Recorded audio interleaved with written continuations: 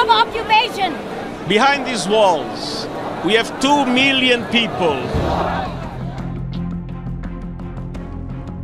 Presiden Amerika Donald Trump mengeluarkan pernyataan menohok yang ditujukan kepada Israel. Sebuah peringatan yang secara tegas mengancam akan mencabut seluruh dukungan Amerika Serikat jika Israel nekat melanjutkan ambisinya untuk mencaplok wilayah tepi barat Palestina. Ancaman ini yang disampaikan Trump dalam wawancara dengan harian Time dan dikonfirmasi ulang di Gedung Putih pada akhir Oktober 2025 menjadi sorotan dunia internasional, mengingat Amerika Serikat selama ini dikenal sebagai sekutu paling setia bagi Israel. Trump dengan sangat gamblang menyatakan bahwa ia telah berjanji kepada negara-negara Arab dan telah memperoleh dukungan besar dari mereka. I will not allow Israel to annex the West Bank. No, I will not allow it. It's not going to happen. Did you speak with Netanyahu about this directly? Yeah, but I'm not going to allow it. Whether I spoke to him or not, I did. But I'm not allowing Israel to annex the West Bank. There's been enough. It's time to stop now, okay?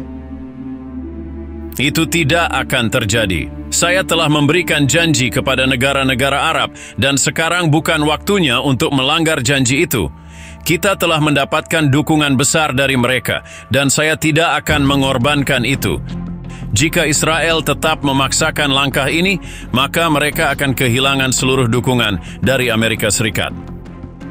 Peringatan Trump ini bukanlah sikap yang berdiri sendiri. Itu didukung oleh seluruh jajaran tinggi pemerintahannya. Wakil Presiden J.D. Vance yang sedang berkunjung ke Israel turut menyuarakan penolakan yang sama tegasnya, menyebut pemungutan suara di parlemen Israel untuk mencaplok wilayah tepi barat Palestina itu sebagai hal yang bodoh, dan dia merasa terhina secara pribadi oleh langkah tersebut. Maksud saya lihat, jika itu aksi politik, itu adalah aksi politik yang sangat bodoh. Dan saya pribadi merasa sedikit terhina karenanya. Kebijakan pemerintahan Trump adalah bahwa tepi barat tidak akan dianeksasi oleh Israel. Itu akan terus menjadi kebijakan kami. Sebagaimana diketahui, Parlemen Israel atau yang dikenal dengan Knesset, yang saat ini didominasi oleh politisi dari partai-partai sayap kanan, tengah mendorong dengan agresif sebuah rancangan undang-undang yang isinya ingin menyatukan tepi barat secara resmi ke dalam wilayah Israel. Sebuah rancangan undang-undang yang disetujui melalui sebuah pemungutan suara yang sangat ketat dengan hasil 25 suara mendukung dari 120 anggota parlemen berbanding 24 suara yang menolak. Bagi mereka, tanah yang mereka sebut sebagai Yudea dan Samaria itu adalah warisan leluhur yang memiliki makna spiritual dalam tradisi Yahudi. Istilah Yudea dan Samaria sendiri merujuk pada wilayah yang kini dikenal sebagai tepi barat, dan akar penyebutannya memang berasal dari kitab suci Tanakh, kitab suci Yahudi yang menjadi bagian dari perjanjian lama dalam tradisi Kristen. Namun demikian, klaim atas dasar teks suci yang lahir dalam konteks keagamaan ribuan tahun lalu telah dibengkokkan menjadi alat legitimasi untuk menguasai wilayah yang saat ini dihuni oleh jutaan warga Palestina. Ayat-ayat yang seharusnya menuntun pada nilai keadilan dan belas kasih justru dijadikan amunisi untuk menindas dan menyingkirkan.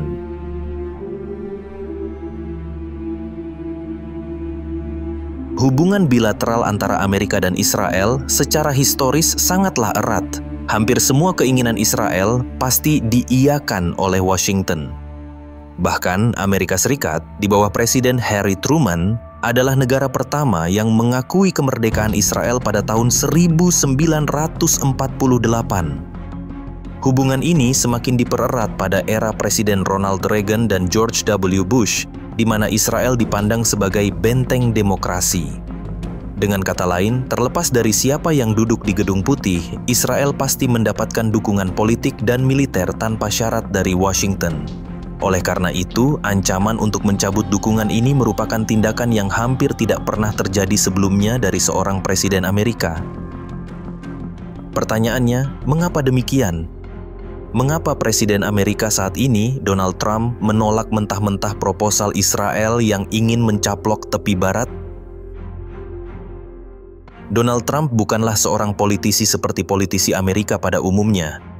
Pertama, kita harus melihat ini sebagai puncak dari sebuah proyek besar yang telah ia rintis sejak masa pemerintahannya yang pertama di tahun 2018, yaitu Perjanjian Abraham. Trump memandang Timur Tengah bukan sebagai medan pertikaian abadi antara Israel dan Palestina yang ia anggap sebagai bisnis yang merugi, melainkan sebagai pasar potensial untuk sebuah aliansi strategis melawan musuh bersama, yakni Iran. Dalam visinya, normalisasi hubungan antara Israel dan negara-negara Arab seperti Uni Emirat Arab, Bahrain, Sudan, dan Maroko hanyalah langkah awal. Hadiah utamanya, mahkota dari segala prestasi diplomatiknya, adalah menarik Arab Saudi, negara Arab paling berpengaruh dan pemegang kunci kota suci Islam, ke dalam pelukan Israel. Dan ambisi Netanyahu untuk mencaplok tepi barat yang didorong oleh koalisi ultranasionalisnya secara brutal mengancam mimpi besar Trump itu.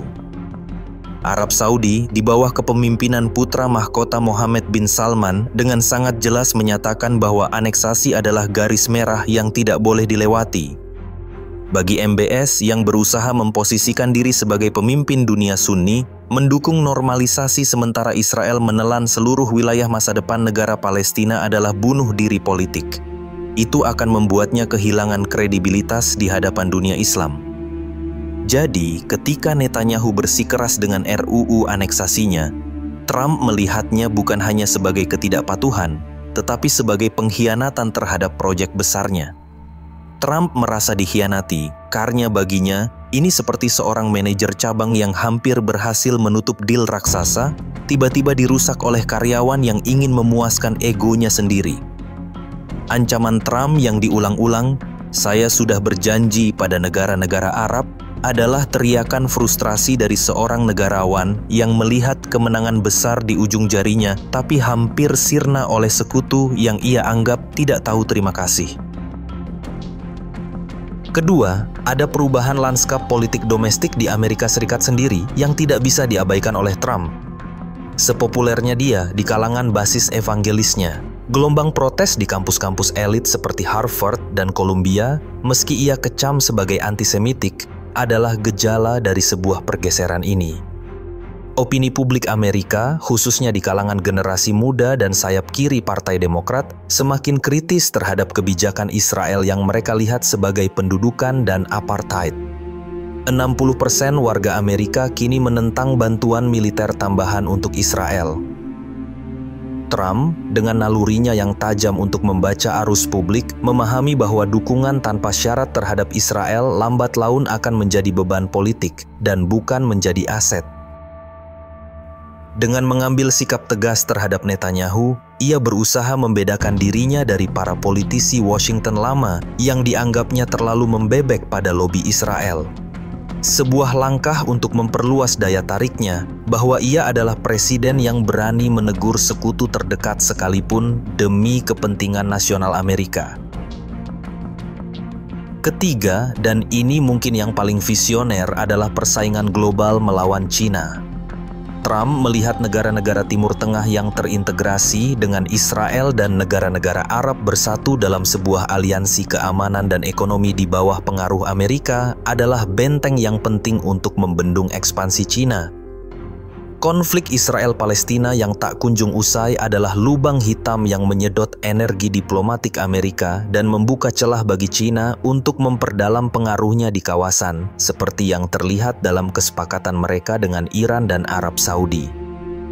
Bagi Trump, membiarkan Israel menganeksasi tepi barat sama dengan memelihara bom waktu yang akan meledakkan seluruh kestabilan regional, mengacaukan aliansi yang sedang dibangunnya, dan pada akhirnya memberikan peluang emas bagi China untuk masuk.